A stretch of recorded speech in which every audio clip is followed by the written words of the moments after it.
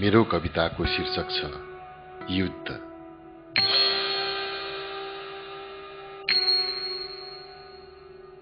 ऊ रुँदा ऊ पनि रुन्थ्यो, हाँसोमा हाँस्दथ्यो दिल। मिलेको मनमा कस्तो छेडिए युद्धका तीर। छताछुल्लो बनेका आँसु र रक्त कुण्डको, युद्धको रापमा देश के भो हुन सम्म। बेपत्ता घाइते उस्तै टुहुरा चिल्ल बिल्ल छन्। जति सम्झ्यो उति दुख्छ, छातीको दर्द आज छ। कलिला टुहुरा लाला, काखै छैन कता बसुन्। सहारा वृद्धका छैनन्, केले चित्त बुझाउन्। दाई मार्न उठ्यो भाइ, झुकाए शिर बुद्धले। युद्ध जित्न लडे भाइ, जित्यो आखिर युद्धले, जित्यो आखिर युद्धले।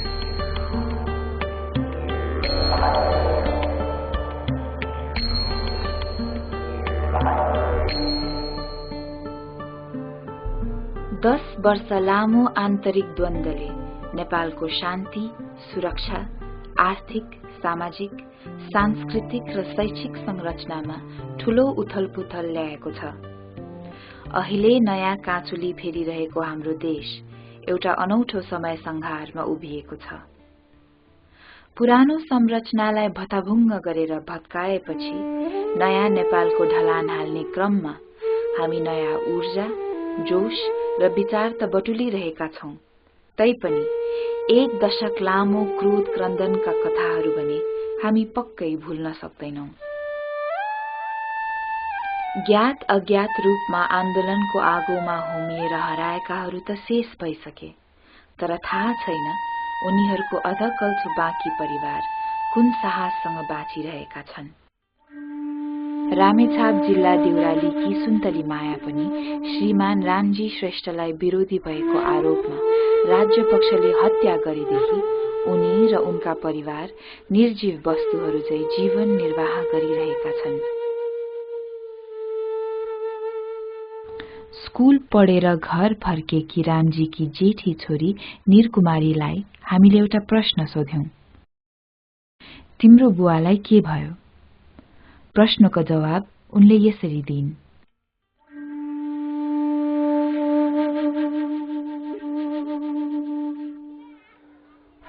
निरकुमारीको अश्रुधार नै हामीलाई जवाबको रूपमा पर्याप्त भयो।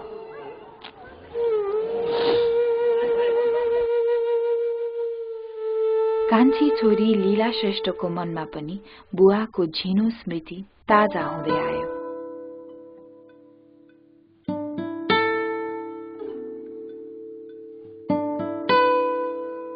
तीन छोरी र एक छोराको बुवा लक्ष्मण बहादुर विद्रोही भएको आरोपमा राज्य पक्षबाट मारिए।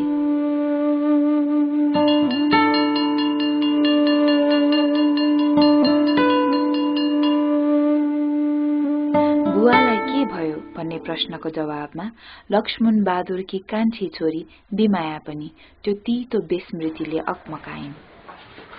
आर्मीले मारेको।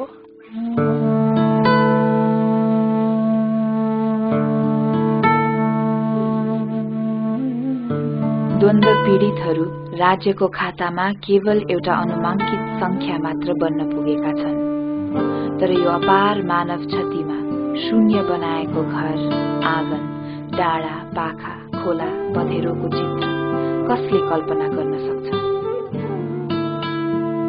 यो चोट हामीले आफैलाई दियौं, जसको पीडा आज हामीले भोग्दैछौं। पहाडले भोग्दैछ अनि भोग्दैछ तराईले, अथवा मानौ सिंगै देशले। उमेर भन्दा लामो कपाल बाटेकी यी हुन् पश्चिम नेपालको बर्दियाकी फूलबसिया थारू। बुढो पिपलको छारी मुनतिर बसी उनी बुवा हराउनुको भेद खोल्छिन्। 2052 सालमा अनि त्यो माओवादीको भनेर लाग्यो। 6-7 महिना भेट्न पायो अनि त्यहाँदेखि भेट्न पाएन, बेपत्ता भयो।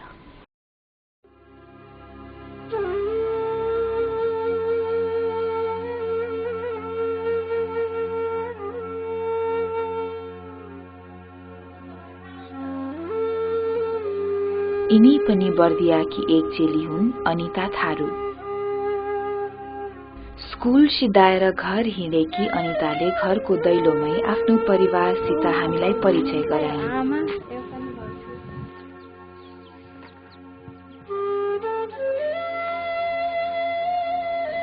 पनि आर्मीले काठमाडौँ लगेर दाइले हानेर बाहिर गराइदिनु भयो।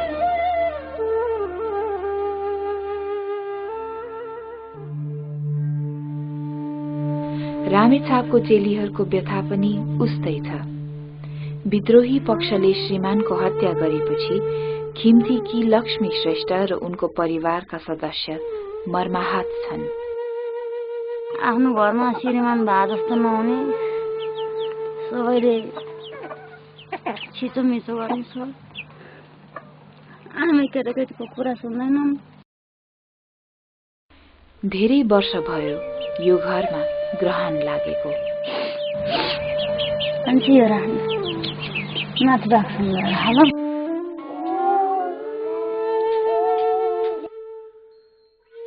छोरी भेद कुमारीको भविष्यप्रति चिन्तित छिन् उनकी आमा।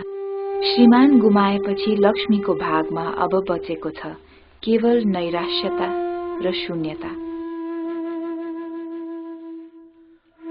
अब सारा हडका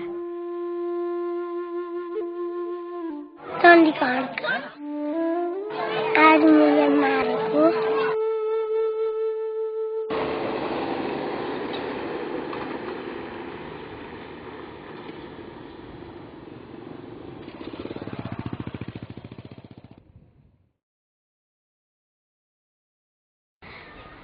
उता बुवा गाउँबाट आइराख्नु थियो। उता पुलिस आएर अनि लखटेर मारे। कोहीले बाहिरको मान्छेले थाहा पाएन तेरो बुवा छैन अनि भनेर हेप्छन्। अरू हाम्रो बुवा छन् अनि तेरा बुवा त छैनन्, जा यहाँ नआइज खेल्न भनेर हेप्छन्।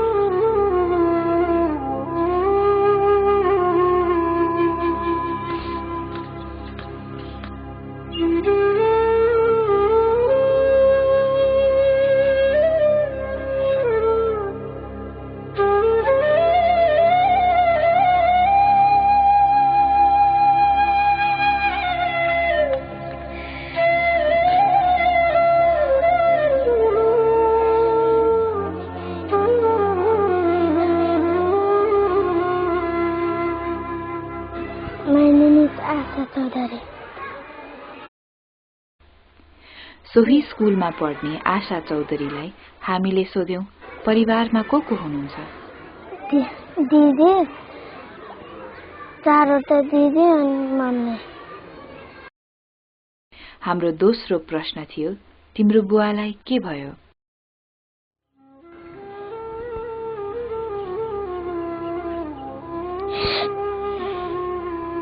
आशाले दिएको यस्तो जवाफपछि हामीले तेस्रो प्रश्न गर्ने साहस पनि गरेनौं।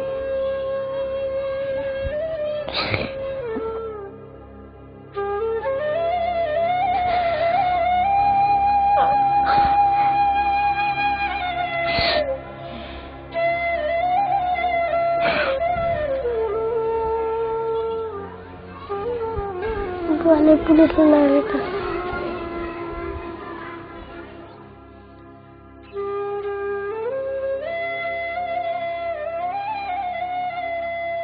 मेरो नाम सरस्वती विशाल हो। नेपालगञ्जमा पुलिस हुनुहुन्थ्यो अनि उता भिरन्त हुँदाखेरि अनि भिरन्तमा परेर बित्नुभएको। बुवालाई पुलिसले मारे। अहिले 10 वर्ष हुन लाग्यो।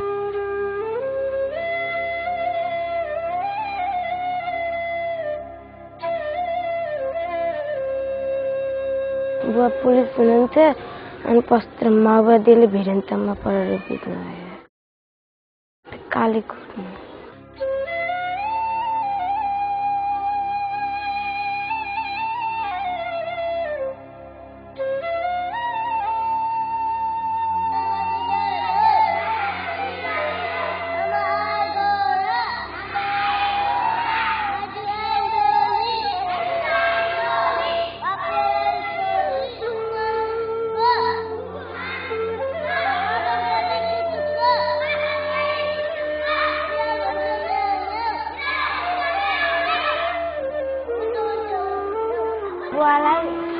पुलिसले मार्नुभयो। मैना पोखरीमा विद्रोही पक्षले बिछ्याएको बारुदी सुरुङमा परी हरि कार्कीले आफ्नो दाहिने हात गुमाए। यस दुर्घटनामा उनकी दिदी पनि परिन्। दिदीको मृत्यु भएपछि उनकी भान्जी सुन्तली भने टुहुरी भइन्। खुट्टामा चोट लागेर घर बसेकी उनकी बहिनी शान्तिलाई ठूल दिदीले डोर्याउँदै बाहिर ल्याइन्। शान्तिलाई हामीले थुप्रै प्रश्न सोध्यौं, तर जवाब उनले बुवालाई के भयो भन्ने प्रश्नको मात्र दिइन्। एम बस्न पर्नु भएको।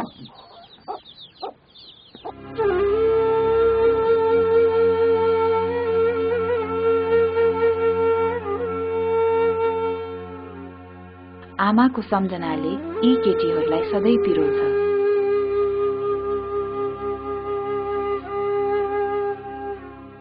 सुन्तली पनि आमाको सम्झनाले विक्षिप्त छिन्, तर यहाँको भीर पाखामा फुल्ने गुराँस चाहिँ ऊ पनि फक्रन सिक्दै छिन्।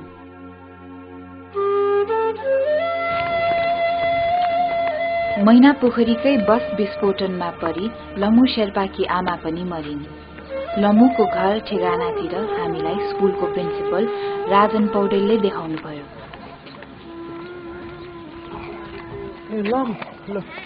लमु यो लमु हो तिमी? ए फोटो खिचिहाल्नु। लमु यो टुवारी केटी हो हजुरको। तपाईँहरू सबैले यसलाई सुविधा गराइदिनु पर्यो। खाना दाना ए हामी बराबरी हौ। लमुको हजुरबा हजुरआमा? हजुर। माओवादीले मारेको काठमाडौँ यसको भाइ छ अर्को। त्यो भाइको उपचार गर्नु जाँदाखेरि माओवादीले बसमा मारिन् हजुरको। अनि यो टुवारी बसमा त्यहाँ जिरीबाट आर्मीहरू चढ्नु भएछ। अनि माओवादीले आर्मीलाई मार्नु भन्दाखेरि त्यहाँ चढ्ने प्यासेन्जरहरूलाई नि गोलीले लागेर हाम्रो मम्मी त्यही परेर मर्नु भएको। त्यो बेला सायद म 11-12 वर्षको।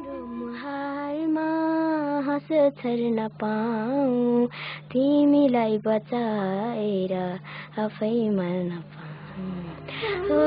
तिम्रो मुहारमा हाँस छर्न पाऊँ तिमीलाई बचाएर आफै मर्न पाऊँ। लमु जस्तै पितृ शोकमा डुबेकी छिन् खिम्तीकी मीनाश्री बुढाथोकी पनि। कक्षा 9 मा पढ्दै गरेकी यी अबलालाई हामीले स्कुलको प्राङ्गणमै भेट्यौं। मीनालाई पनि हामीले सोध्यौं, तिम्रो बुवालाई के भयो? हजुर, बुबालाई माओवादीले मार्यो। यति भनेपछि उनले केही बोल्न सकिनन्।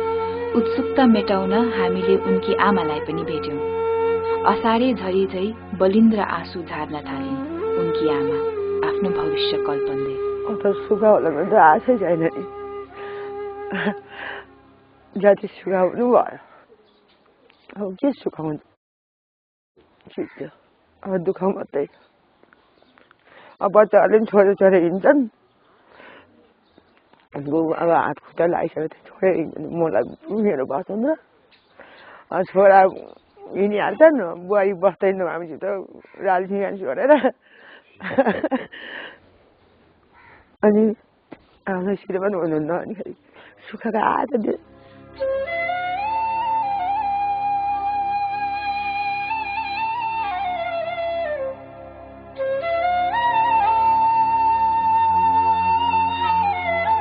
मीनाश्री पनि बुवाको सम्झनाले भाव विभल भइन्। भविष्यका लागि कैयन सपना देखेकी यिनका यी मृगनयनमा बुवाको सम्झना मात्र रहेको छ। हामीले फेरि प्रश्न गर्यौं, तिम्रो बुवा कस्तो हुनुहुन्थ्यो? मीनाले ठट्यौली जवाब फर्काइन्। राम्रो।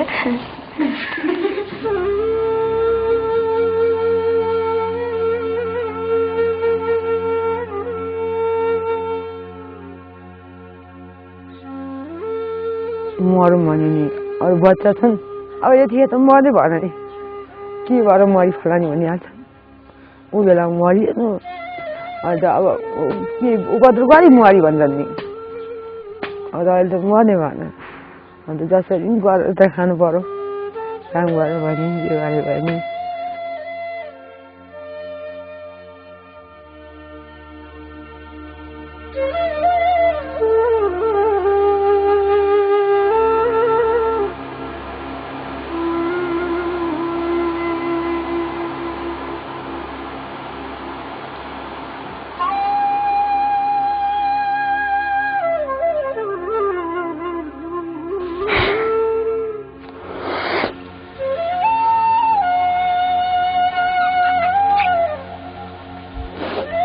बुवालाई त मार्नु भएको आर्मीले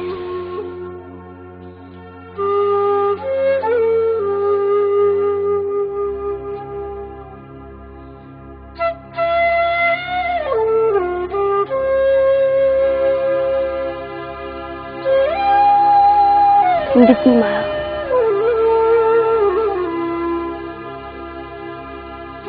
सुरक्षा पोसाहरू कारणले गर्दा बुवा बित्नु भयो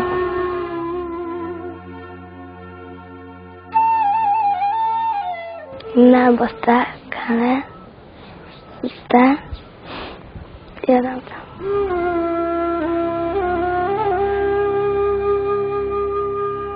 जीवनमा आइलाग्ने सामाजिक बाध्यताको विकल्प बुझ्नु गाह्रो छ त्यत्तिकै अप्ठ्यारो त्यसको रूढिवादी परम्परा तोड्न धादिङ जिल्लाकी रसिला विष्टले पनि सानै उमेरमा यस्तो अनुभव गरिन् उनकी आमा पनि यस्तो रूढिवादी परम्पराकी शिकार भइन् 3 छोरी जन्माएपछि गाउँघरकाले रसिलाकी आमालाई छोरा जन्माउन हात्ती मुनिबाट छिर्नुपर्छ भन्ने सल्लाह दिएछन् त्यसै ताका काठमाडौँबाट राज परिवारको काटो खाने बाहुन बोकी आएको मोती प्रसाद ख नाम गरेको हात्तीको खुट्टा मुनि छिर्न खोज्दा उनी थिचिएर बित्न पुगिन् रसिलाकी आमा त्यति बेला गर्भवती थिइन् आमाको सम्झनामा मन रसाए पनि रसिलाले आफूलाई सम्हाल्न खोजिन्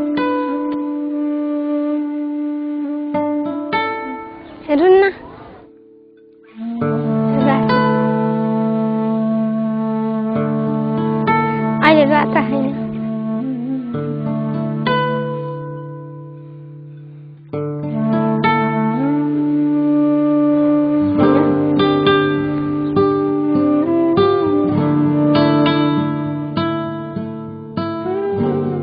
रसिला आफ्नी आमालाई हात्तीले किल्चिएर मारे पनि ऊ दोषी हात्तीलाई होइन समाजलाई ठहराउँछिन् शिक्षाको उज्यालो पाई रसिला बलियो हुन सिक्दैछिन् बिस्तारै आफैलाई सम्हाल्न जान्दैछिन् मातृविहीन जीवनको कल्पना गर्नु एउटा कुरा हो र भोग्नु अर्को रसिलाले आज भोग्नु परेको जे छ भावी सन्ततिले त्यो भोग्नु नपरोस् रसिलाले झैं यसरी सबै चेलीले पढ्न पाउने अवसर पाए भोलिका सन्तति छोरा पाउने आशमा हात्तीको खुट्टा मुनितिर नभई ज्ञानको ज्योति मुनि के सही के गलत आफै छुट्याउन सक्नेछन् हाम्रो देशको विकट भौगोलिक संरचना अनि घरदेखि स्कूल पढ्न झेल्नुपर्ने बाधा अवरोध पार गर्दै उक्काली ओराली भीड़ पाखा नभनी शिक्षाको ज्योति पाउन गाउँघरका केटाकेटीहरू लालायित छन् शिक्षाको महत्व कति हुँदो रहेछ भन्ने कुरा यी स्कुले केटाकेटीहरूले राम्रोसँग बुझेका छन् यात्राभरि भेटेका ससाना बहिनीहरूलाई हामीले सोधेका थियौं उनीहरू भविष्यमा के हुन चाहन्छन् भनेर किसिम किसिमका उत्तरहरू फ्याट्ट फ्याट्ट यसरी आए म डाक्टर भएर अरूलाई सेवा गर्ने शिक्षिका अरूलाई पढाउन नर्स बिरामीहरूको सहयोग गर्न नर्स धेरै पढेर नि तपाईँ जस्तो जागिर खाने हो आइहाल्छ भाइ के पढेर आफ्नो के मान्छे लेख्ने हजुर